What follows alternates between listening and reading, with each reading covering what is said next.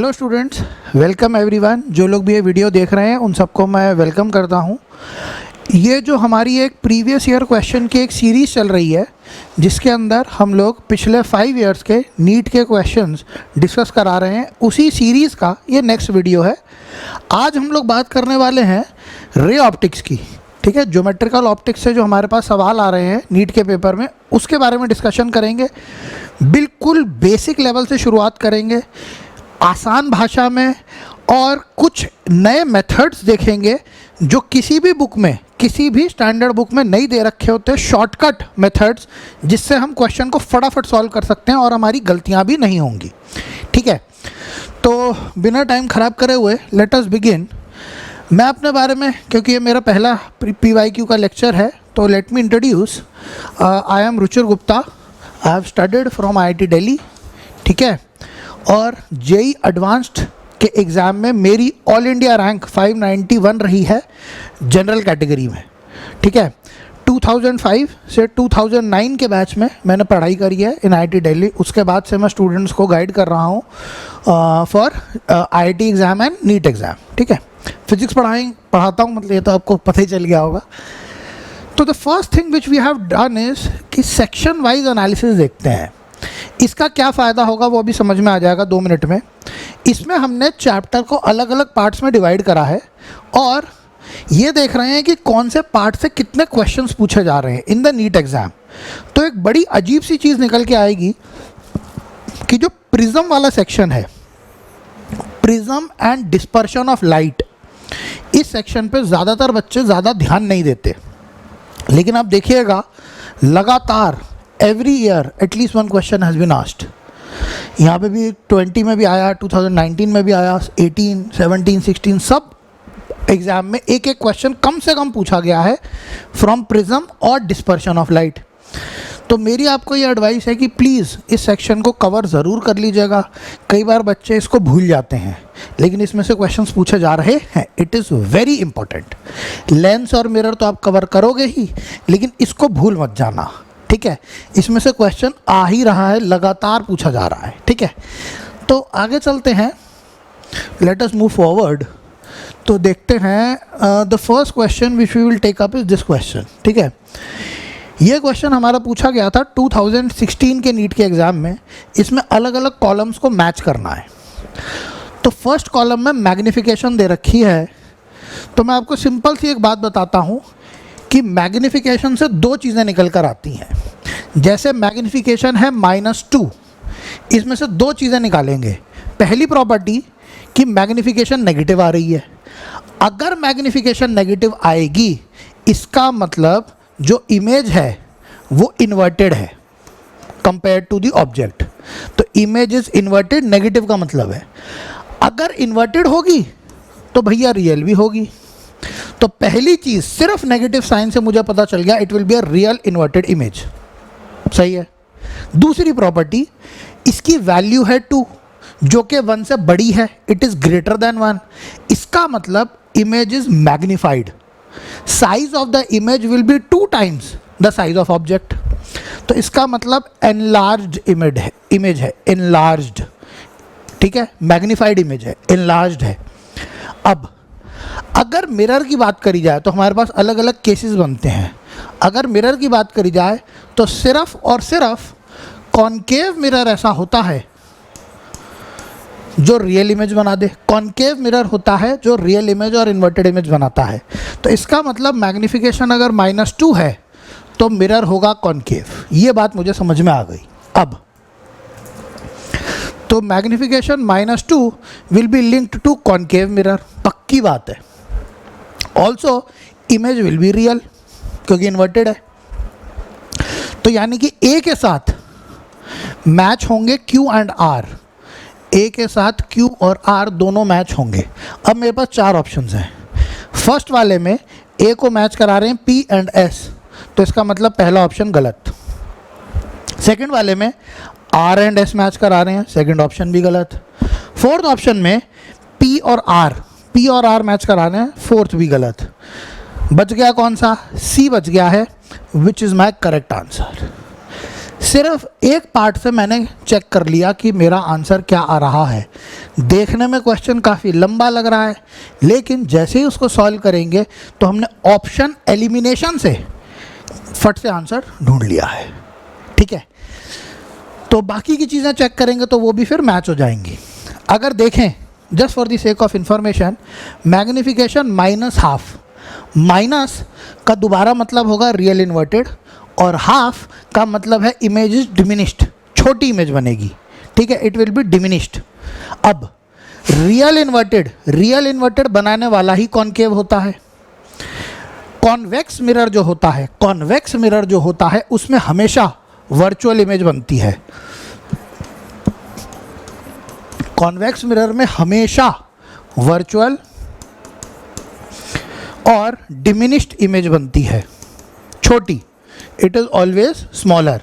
Object को कहीं पे भी रख दो, वर्चुअल होगी तो इरेक्ट भी होगी। भाई वर्चुअल के साथ चलता है इरेक्ट, तो वर्चुअल होगी तो इरेक्ट भी होगी। इसका मतलब जो माइनस हाफ है, नेगेटिव का मतलब है कॉन्वेक्स तो नहीं हो सकता, तो मिरर होगा कॉनकेव। तो यानी कि बी के साथ क्यू मैच होगा और उसके साथ में आर भी मैच होगा। तो बी के साथ क्यू और आर देखिए आप मैच हो रहे हैं। जो हमारा करेक्ट ऑप्शन है उसमें बी के साथ भी मैच हो रहा है। तो इस तरीके से हम लोग क्वेश्चंस को सॉल्व कर सकते हैं। This question I hope you have understood. ऐसी तरीके से सी और डी की बात कर लेंगे, उतना डिटेल में जाएंगे नहीं। आगे चलते हैं। तो जो नेक्स्ट क्वेश्चन हम डिस्कस करेंगे इज दिस। 2019 में पूछा गया है ये क्वेश्चन। ठीक है, बहुत ही सिंपल क्वेश्चन है। क्या कहता है, जब टोटल इंटरनल रिफ्लेक्शन हो रहा है तब अगर angle of incidence critical angle के बराबर हो गया, उस कंडीशन में एंगल ऑफ रिफ्रैक्शन क्या होगा। ठीक है, तो होता क्या है, इस केस में दो मीडियम होते हैं, ऊपर वाला मीडियम अलग, नीचे वाला मीडियम अलग। इसको बोलेंगे मीडियम नंबर 1, इसको बोलेंगे 2। इसका रिफ्रैक्टिव इंडेक्स ले लेते हैं μ2, इसका रिफ्रैक्टिव इंडेक्स ले लेते हैं μ1। Light should be going from dense into rare, यानी कि डेंस से जा रही होगी रेयर मीडियम में। नाउ अब क्या होता बेटा, ऐसे लाइट गई, अगर लाइट क्रिटिकल एंगल पे जाती है तो जब वो बाहर निकलेगी तो एंगल ऑफ रिफ्रैक्शन हो जाता है 90 डिग्री। यहाँ पे अगर नॉर्मल बना दें तो if the angle of incidence I, this is equal to the critical angle, then जब रे बाहर निकलेगी तो angle of refraction is 90 degree, बिल्कुल ग्रेजिंग तरीके से बाहर निकलती है, टच करते हुए, बाउंड्री को टच करते हुए बाहर निकलती है।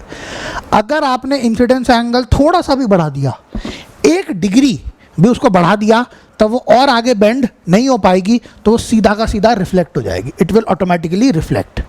तो एकदम से झटके से चेंज आता है। ठीक है, तो when the angle is incidence angle is critical angle, when I is equal to critical angle, angle of refraction will be 90 degree. फट से लगा देंगे, ए ऑप्शन करेक्ट आ जाएगी इसमें। First option is 90 degree which is the correct answer, right. अब आगे चल के देखते हैं कि हम एक ऐसे क्वेश्चन डिस्कस करेंगे जिसके अंदर हम एक नई चीज़ सीखेंगे। We will learn about a new concept. ये क्वेश्चन नीट 2016 में पूछा गया है। अब देखिए, मैं आपको एक कॉन्सेप्ट बताने जा रहा हूँ, जो कॉन्सेप्ट आपको नॉर्मल किसी भी किताब में नहीं मिलेगा। बहुत ही साधारण सा, सिंपल सा कॉन्सेप्ट है। उससे आप ये वाले जो क्वेश्चन आते हैं, रियल डेप्थ और अपैरेंट डेप्थ, इसके सारे क्वेश्चंस एक झटके में सॉल्व कर सकते हो, कभी भी गलती भी नहीं होगी। ये जो क्वेश्चंस आते हैं रियल डेप्थ के और अपैरेंट डेप्थ के, इनको आप सॉल्व कर सकते हो। ये फार्मूला मैंने अपनी सहूलियत के लिए बनाया था, बहुत ही सिंपल फार्मूला है। देखिए, अगर कर्व्ड सरफेस हो जिसका रेडियस ऑफ कर्वेचर r है, तो उस सरफेस में जब रिफ्रैक्शन होता है, तो मेरे पास एक फार्मूला आता है। दिस इज μ2, दिस इज μ1, यहाँ से लाइट ट्रैवल कर रही है, तो I have a formula μ2 divided by v minus mu one divided by U is equal to mu two minus mu one by R. ठीक है, अब अगर ये सरफेस कर्व्ड नहीं हो, फ्लैट हो, तो उस साइड का मीडियम होगा म्यू टू, इस साइड का मीडियम होगा म्यू वन। ध्यान से देखना, तो आर को मैं इन्फिनिटी ले सकता हूँ for a flat surface. Flat surface के लिए मैं रेडियस ऑफ कर्वेचर की वैल्यू इन्फिनिटी ले सकता हूँ। तो अगर इसको आर को इन्फिनिटी डालूंगा तो ये वैल्यू बन जाएगी 0। इसका मतलब रियल डेप्थ और अपैरेंट डेप्थ को लिंक करने के लिए एक फॉर्मूला आ गया, mu two by V minus mu one by U is equal to 0। हमेशा काम करता है ये, इट विल ऑलवेज वर्क, और इससे कभी गलती भी नहीं होगी, गारंटी के साथ बोलता हूँ मैं। तो इसको लिखेंगे mu two by V is equal to mu one by U. Simple सा फॉर्मूला है, रियल डेप्थ अपैरेंट डेप्थ सब कुछ इसमें आ जाएगा। अब इसको देखते हैं कि अप्लाई कैसे करना है, फटाफट से देख लेते हैं। मान लो आई हैव वाटर, उस वाटर के अंदर there is a fish. Fish की यहाँ से डेप्थ है 15 सेंटीमीटर, फिश की सरफेस से डेप्थ है 15 सेंटीमीटर। अब एक आदमी खड़ा हुआ है बाहर, ये इस फिश को देख रहा है, फिश को देख रहा है, तो सवाल ये है कि ये फिश की डेप्थ कितनी होगी, what will be the depth of the fish. बहुत ही सिंपल कहानी है। ऑब्जेक्ट को हमेशा कंसिडर करना है सोर्स ऑफ लाइट, ऑब्जेक्ट को हमेशा सोर्स ऑफ लाइट लेंगे। इसका मतलब ध्यान से देखना, अब फिश में से लाइट बाहर निकली और लाइट यहाँ से रिफ्रैक्ट होके इस आदमी के पास पहुँचेगी। तो mu two is the refractive index into which light is going. तो जा किस में रही है, फाइनली किस में जा रही है, एयर में जा रही है, फाइनली जा रही है एयर में। आ कहाँ से रही है, वाटर से आ रही है, it is coming from water, it is going into air. तो देखना mu two will be equal to 1 क्योंकि एयर में जा रही है। v will be the distance seen by the person in air, हवा वाला आदमी जो डिस्टेंस ऑब्जर्व करेगा। Mu one will be equal to refractive index of water, जहाँ से लाइट आई है, इट विल बी 4/3, और u will be the distance in water, distance in water, water में डिस्टेंस कितना है 15। कहानी खत्म। वैल्यूज डाल देंगे, तो जब इसके अंदर वैल्यू सब्स्टिट्यूट करेंगे तो 1/v is equal to 4/3 divide by U, यानी कि 15। तो v की वैल्यू आ जाएगी 15 into 3 45 divided by 4, this value will be 11.25। Check कर लेना, सही आंसर होगा। ठीक है, you can check it by other formulas also, it will be the correct answer.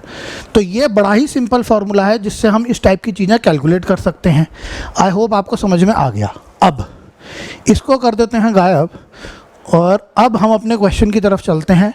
इस एक क्वेश्चन से हम वो पूरा कॉन्सेप्ट क्लियर कर देंगे। Air bubble in glass with refractive index 1.5 5 centimetre deep. देखो ये है ग्लास का स्लैब, यहाँ पे है बबल, एक साइड से डिस्टेंस ले लेते हैं x, दूसरे साइड से उसका डिस्टेंस ले लेते हैं y।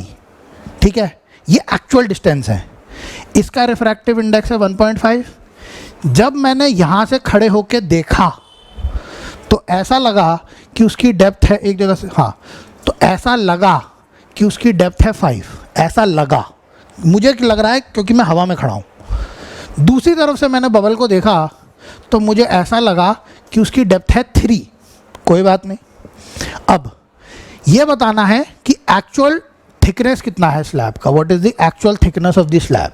तो मैं कहूँगा अगर हम x और y निकालने, which is the actual distance अगर निकालने, तो t will be equal to x plus Y. तो t will be equal to x plus Y. यहाँ से हमारा आंसर आ सकता है। कैसे निकालेंगे, बहुत ही सिंपल। देखिए यहाँ से लाइट निकली, निकलते निकलते एयर में चली गई, तो कहाँ से आ रही है, it is coming from glass going into air.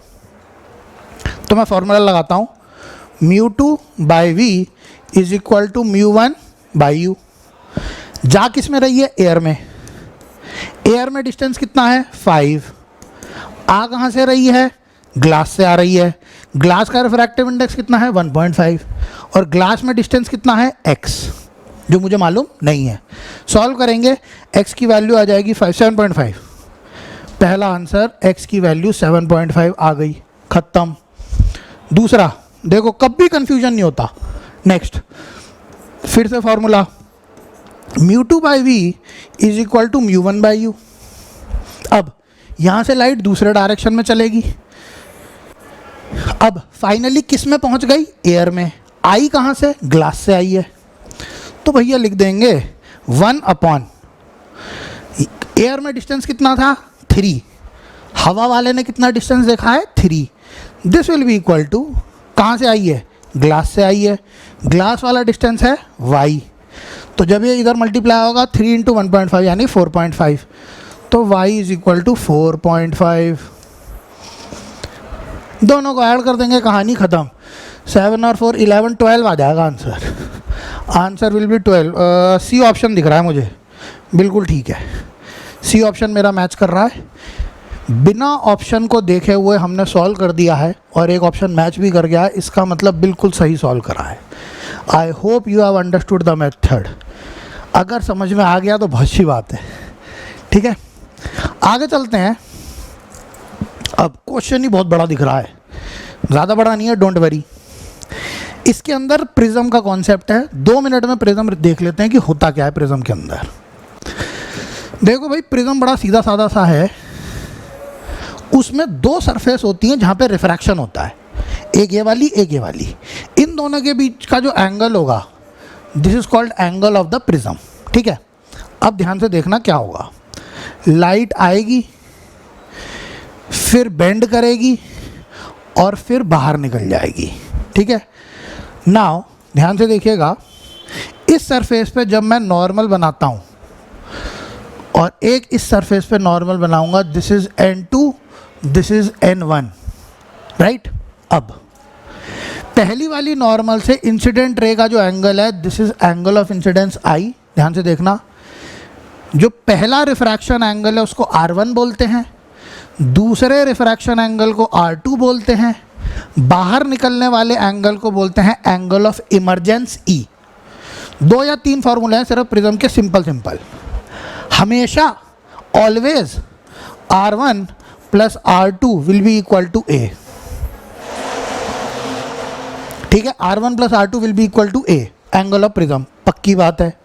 Second, deviation, total deviation, it will be I plus E minus A, यानी कि I plus E minus A, this will be total deviation. अगर मिनिमम डिविएशन हो गया तो minimum deviation की condition में आ जाती है सिमिट्री। सिमिट्री में क्या होगा, सिमिट्री में R1 will be equal to R2 minimum deviation में। Similarly I will be equal to E, angle of incidence will be equal to angle of emergence. ये 2 कंडीशन आ जाएंगे, सिमिट्री होल्ड करती है in the case of minimum deviation. इसके अलावा अगर prism हो गया थिन, पतला प्रिज्म है, पतला का मतलब एंगल कम है, 5 degree 10 degree, angle is small, angle of prism is small, 5 degree 10 degree 15 degree. In that case deviation is equal to mu minus 1 into A। तो इतने फॉर्मूले हैं प्रिज्म में, पूरा प्रिज्म खत्म हो जाता है इतनी इंफॉर्मेशन के साथ, ठीक है। अगर प्रिज्म थिन है तो डिविएशन होगी म्यू माइनस 1 इंटू A, वरना डिविएशन का ये फॉर्मूला तो काम करेगा ही करेगा, I plus E minus A। Angle of prism is equal to R1 plus R2 हमेशा। अगर मिनिमम डिविएशन की कंडीशन है तो रे सिमेट्रिकली पास करेगी, मतलब R1 इक्वल टू R2 होगा और I इक्वल टू E होगा। आई होप यू हैव अंडरस्टूड। इतने बैकग्राउंड के साथ झट से क्वेश्चन पे हमला करते हैं। नाउ देखिएगा क्या क्या इन्फॉर्मेशन दी है। Angle of incidence is given as 45 degree, पहला angle. The angle of prism is 60, angle of prism is 60। Ray suffers minimum deviation, ठीक है, रे suffers minimum deviation.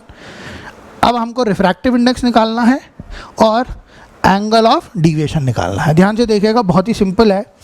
Angle of prism है 60, एंगल ऑफ इंसिडेंस है 45, minimum deviation वाली condition हो रही है, ये दिस इज गिवन। कैलकुलेट क्या करना है, रिफ्रैक्टिव इंडेक्स कैलकुलेट करना है और डिविएशन कैलकुलेट करनी है। तो मैं क्या बोलूँगा, अगर मिनिमम डिविएशन हो रहा है तो R1 इक्वल टू R2 हो रहा होगा। Also R1 plus R2 is always equal to A। अगर ये दोनों बराबर हो गए तो मैं लिखूँगा 2R is equal to A, यानी कि R will be equal to A/2। इसका मतलब आ जाएगा 30 डिग्री। पहली चीज़ खत्म। तो अब मेरे पास एंगल ऑफ रिफ्रैक्शन आ गया 30, सही है। नाउ अब मैं डायग्राम बनाऊँ, if I draw the diagram, तो मेरे पास इंसिडेंट रे आई ऐसे और ऐसे करके रिफ्रैक्ट हो गई। नाउ यहाँ पे अगर मैं नॉर्मल बना लूँ, नाउ ध्यान से देखिएगा, ये वाला हो जाएगा एंगल ऑफ इंसिडेंस आई और ये वाला हो जाएगा एंगल ऑफ रिफ्रैक्शन आर। भैया इस पॉइंट पे तो स्नेल्स लॉ लगा सकता हूँ। At this point I am using Snell's law of refraction, यानी कि μ1 sin θ1 will be equal to μ2 sin θ2। कोई दिक्कत नहीं है, ठीक है। आई कहाँ से है, हवा से आई है, तो 1 into sine I, this will be equal to refractive index into sine R. R कितना था, 30, तो this will be mu into sine 30। Sine 30 होता है हाफ। आई वॉज 45, देखो 45 है और आर की वैल्यू 30 है, तो आई की जगह पे 45 डालेंगे। साइन 45 1/√2, तो ये बन जाएगा 1/√2। 2 ऊपर चला जाएगा, म्यू की वैल्यू आ जाएगी √2। कहानी ख़त्म, एक पार्ट सॉल्व। अंडरस्टूड। अब इसको कर देते हैं गायब। दूसरी बात, अब डिविएशन भी निकालना है, कोई दिक्कत नहीं। अगर आई की वैल्यू है 45 तो भैया ई की वैल्यू भी तो 45 होगी, सिंपल है। और डिविएशन होता है आई प्लस ई माइनस ए, तो 45 प्लस 45 यानी कि 90 माइनस, तो डिविएशन आ जाएगा 30। रिफ्रैक्टिव इंडेक्स भी आ गया, डिविएशन भी आ गया, क्वेश्चन ख़त्म। तो डी ऑप्शन मुझे करेक्ट दिख रहा है यहाँ पे, हमारी जानकारी के हिसाब से डी ऑप्शन मैच कर रहा है। So I think that option will be the correct option. I hope यहाँ तक अगर आप मेरे साथ बने हुए हो, if any one is watching the video up till now, I hope you have understood. कोई भी दिक्कत रह जाएगी तो you can get in touch with me on WhatsApp. End में, वीडियो के एंड में मेरा फ़ोन नंबर डिस्प्ले होगा, तो आप मेरे से व्हाट्सएप पे डाउट्स पूछ सकते हो। कुछ भी प्रॉब्लम रह गई तो अपनी तरफ से मैं सारी चीज़ें कवर करा रहा हूँ। नेक्स्ट क्वेश्चन की बात करते हैं। अब ये क्वेश्चन थिन प्रिज्म पे है, यानी कि इसमें डिविएशन कैसे लिखते हैं। इसके अंदर डिविएशन का मैंने फॉर्मूला बताया था, μ-1 इंटू ए, ठीक है। थिन प्रिज्म पे है क्वेश्चन। तो thin prism having angle 10 degree is made from glass with refractive index 1.42, ठीक है। This prism is combined with another prism, 2 prism आ गए जिसके अंदर रिफ्रैक्टिव इंडेक्स है 1.7। अब कॉम्बिनेशन से क्या होता है, डिस्पर्शन तो होगा लेकिन डिविएशन नहीं होगा, no deviation. Find the angle of the second prism. ध्यान से देखिएगा। अब इसके अंदर मैं बोलता हूँ कि प्रिज्म जो होता है वो हमेशा लाइट को बेंड करता है, हमेशा लाइट को बेंड करता है। कौन सी डायरेक्शन में बेंड करता है, अपने बेस की तरफ। It bend toward the base, अपने बेस की तरफ बेंड करता है, ठीक है। इसका मतलब अगर मैंने पहला प्रिज्म ऐसे लगा दिया तो जो लाइट ऐसे जा रही थी वो उसके बेस की तरफ बेंड हो जाएगी, it will bend towards the base. दूसरा प्रिज्म मैंने ऐसे लगा दिया तो जो लाइट ऐसे जा रही थी वो इसके बेस की, इसका बेस कहाँ है, ऊपर है, तो इस तरफ से बेंड हो जाएगी, समझ रहे हो। It will bend towards it's base.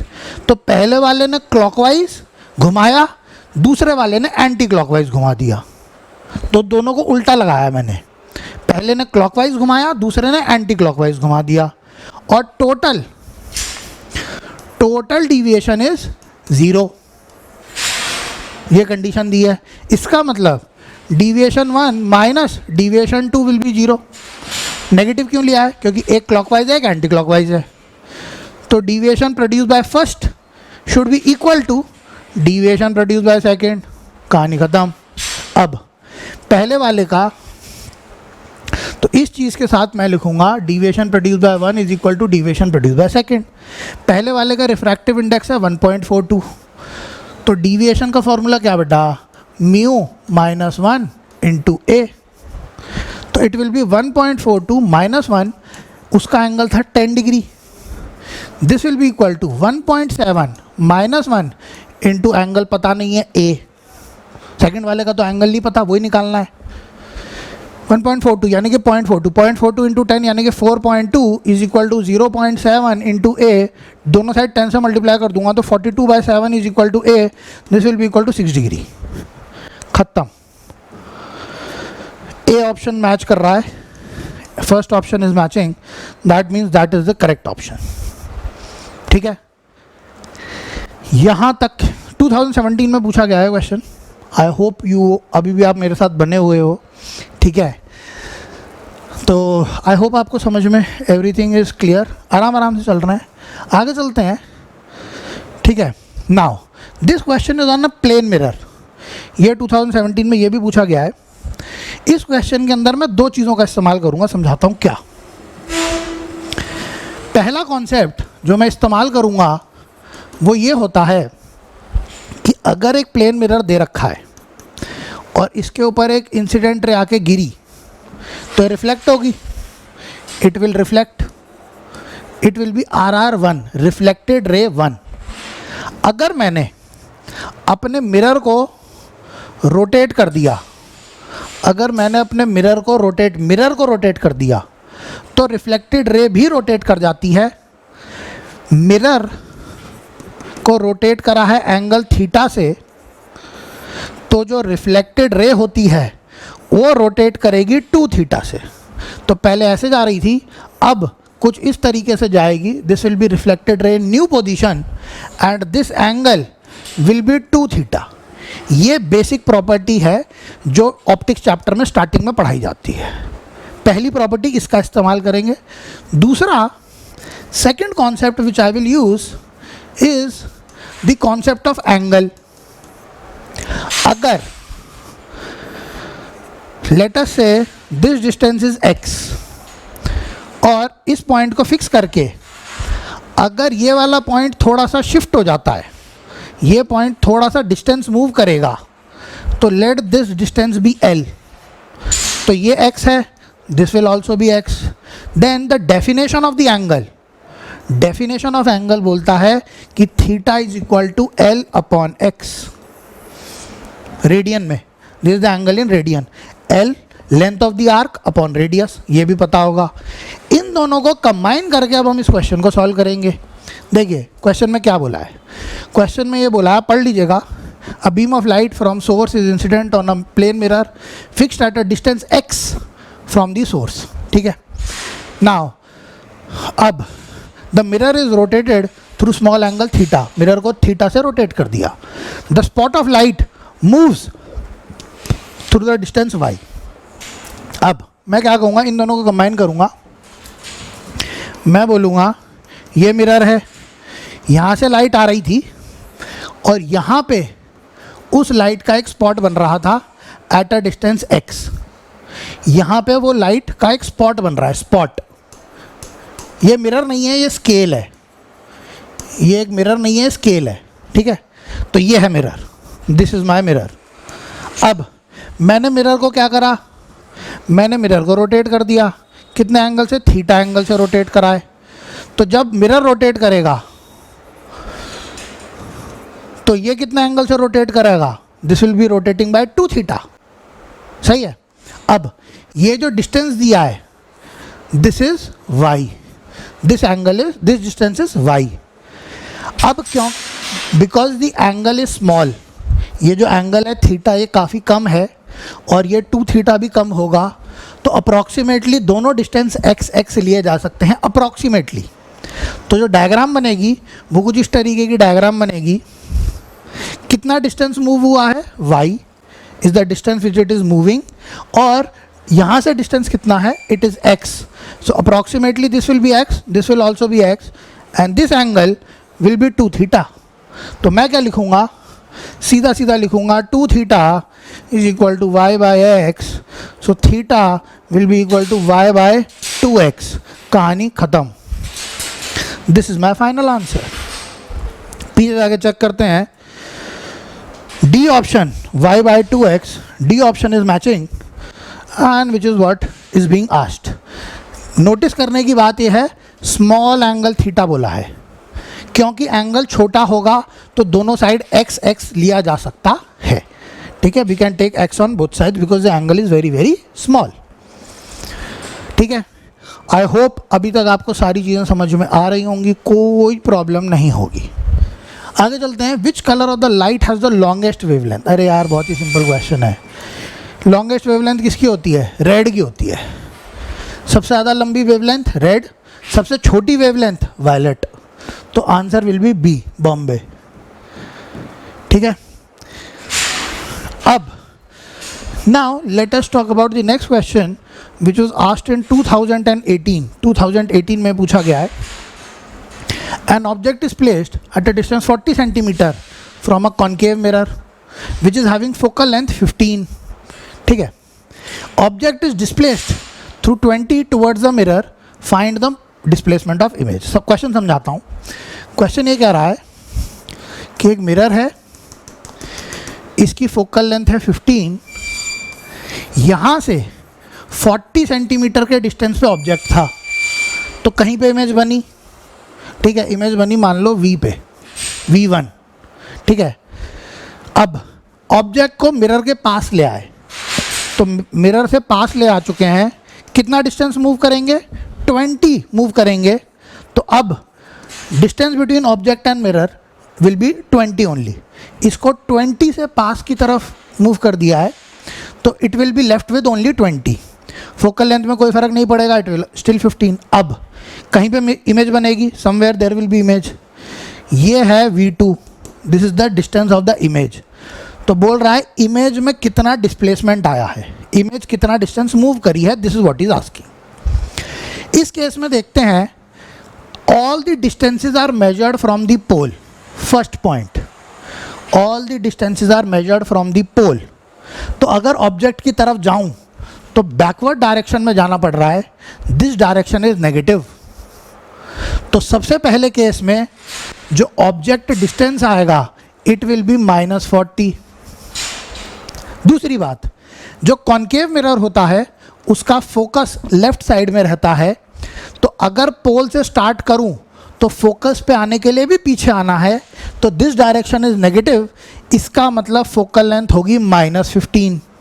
Focal length will be -15. Now अगर इन दोनों को मिरर फार्मूला में डालूं, what is the mirror formula, 1/v + 1/u is equal to 1/f. इन दोनों चीज़ों को अगर मैं मिरर फार्मूला में डालूं तो मेरे पास v1 की वैल्यू -24 आ जाएगी. कैलकुलेट कर लेना. ठीक है. तो पहली इमेज कहाँ पे बनी है, 24. From where, from the pole. तो यहाँ से 24 डिस्टेंस पे इमेज बन गई. सेकंड पार्ट में देखेंगे, अब ऑब्जेक्ट पास आ गया है, तो ऑब्जेक्ट कहाँ पहुँच गया है, 20 पे पहुँच गया है. तो u की वैल्यू है -20, फोकल लेंथ की वैल्यू अभी भी -15 है. जब इसको सब्स्टिट्यूट करेंगे सेम फार्मूले में, तो v2 की वैल्यू आ जाती है -60. यानी कि अब इमेज कहाँ है, 60. कहाँ से, from the pole. All the distance are measured from the pole. तो पोल से इस डायरेक्शन में 60. तो कितना शिफ्ट हो गई, 36. 60 - 24, 36 सेंटीमीटर शिफ्ट हो गई है. किस डायरेक्शन में, अवे फ्रॉम द मिरर. तो इन सब ऑप्शंस में B option 36 centimetre away from the mirror will be my answer.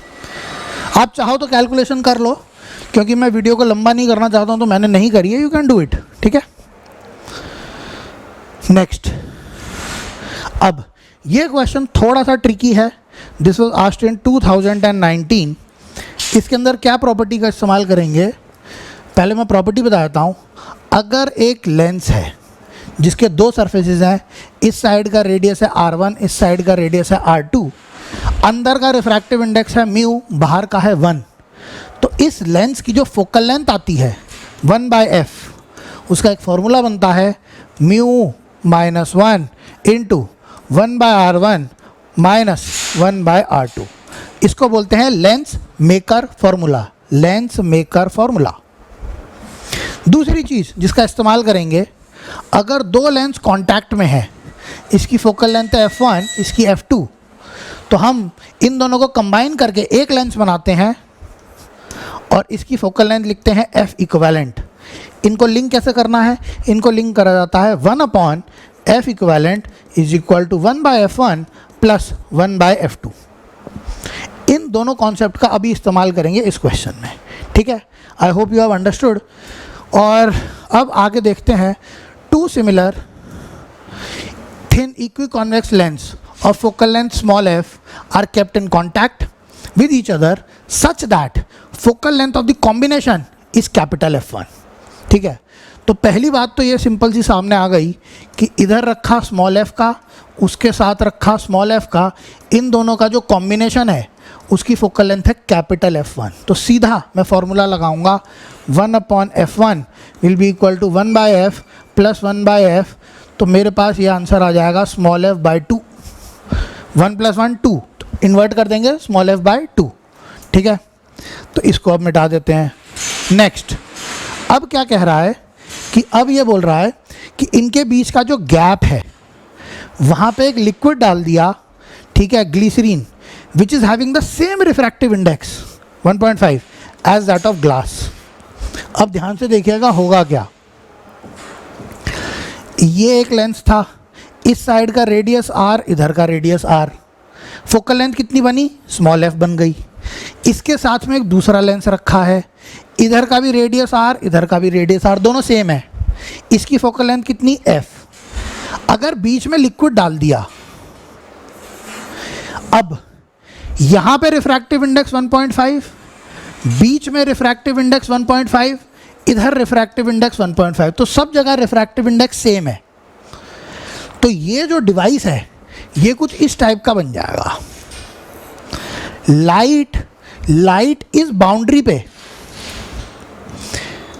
कोई फर्क नहीं देख सकती, क्योंकि इधर का रिफ्रैक्टिव इंडेक्स भी 1.5 है, उधर का भी 1.5 है। तो लाइट को ये बाउंड्री दिखाई नहीं देगी, लाइट को ये वाली बाउंड्री भी दिखाई नहीं देगी। तो ये दोनों बाउंड्री खत्म हो चुकी हैं, तो इस टाइप का एक लेंस बन गया है। अब this will B part of a bigger lens, ऐसे करके उसको एक्सटेंड कर सकते हैं। तो ये इस टाइप का एक बड़े लेंस का पार्ट बन गया है।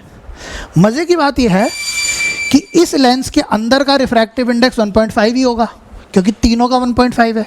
दूसरी बात, ये वाली जो साइड है बेटा, इस साइड का जो ब्लू कलर से दिखाई है, ब्लू कलर से, इसका रेडियस ऑफ कर्वेचर r होगा, which is same as this, और दूसरी तरफ का रेडियस ऑफ कर्वेचर r होगा, which is same as this.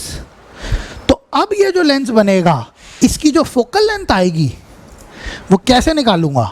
1/f, this will be equal to mu minus 1 into 1/r1 minus 1/r2। अगर आप देखोगे r सेम है जो पुराने लेंस के थे, अंदर का रिफ्रैक्टिव इंडेक्स 1.5, इसका भी 1.5, तो ये वाली जो फोकल लेंथ आएगी, इसकी जो फोकल लेंथ आएगी, और ये जो एक लेंस है सिंगल, इसकी जो फोकल लेंथ आएगी, ये दोनों सेम है, क्योंकि तीनों क्वांटिटी सेम हो गई, म्यू भी सेम हो गई, r1 भी सेम हो गई, r2 भी सेम हो गई। तो this focal length will be equal to single, अकेले लेंस की जो फोकल लेंथ है f, it will be equal. अब जब लिक्विड भर दिया है तब, understood, this is the concept.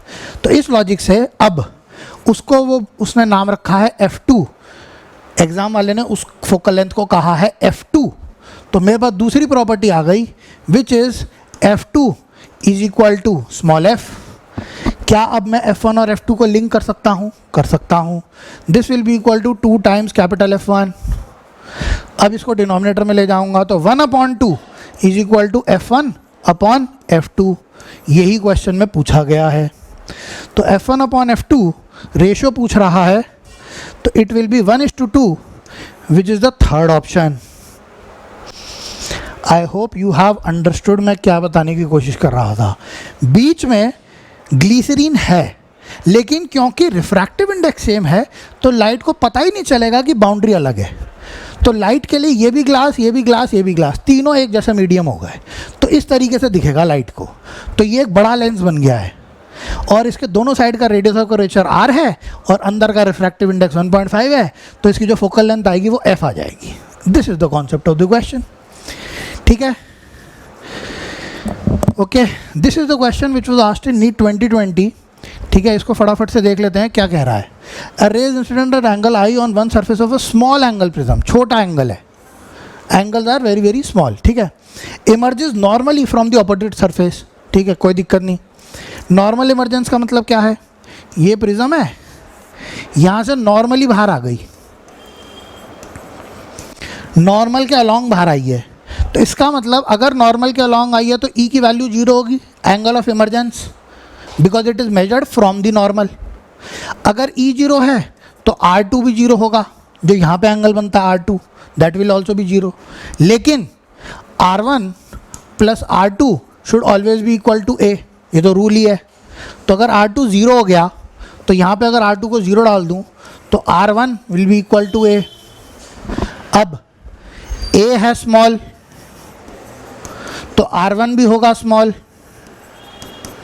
सही है। अब जो पहली सरफेस है, पहली सरफेस उस पर स्नेल्स लॉ लगाएंगे। यहाँ से लाइट आई है, this is the normal and this is the refracted ray, this is the incident ray, this angle is I, this is R1।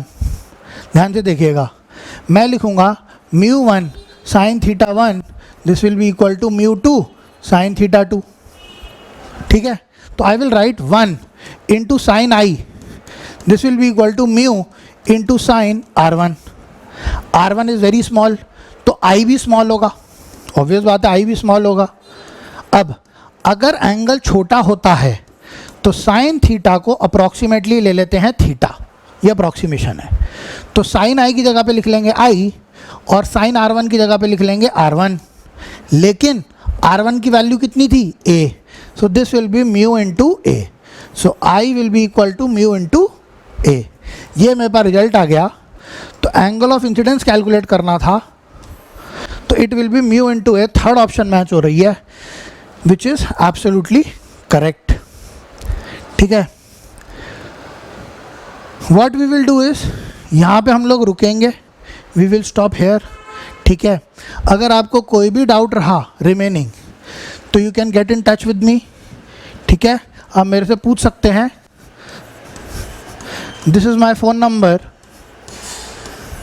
8368230764।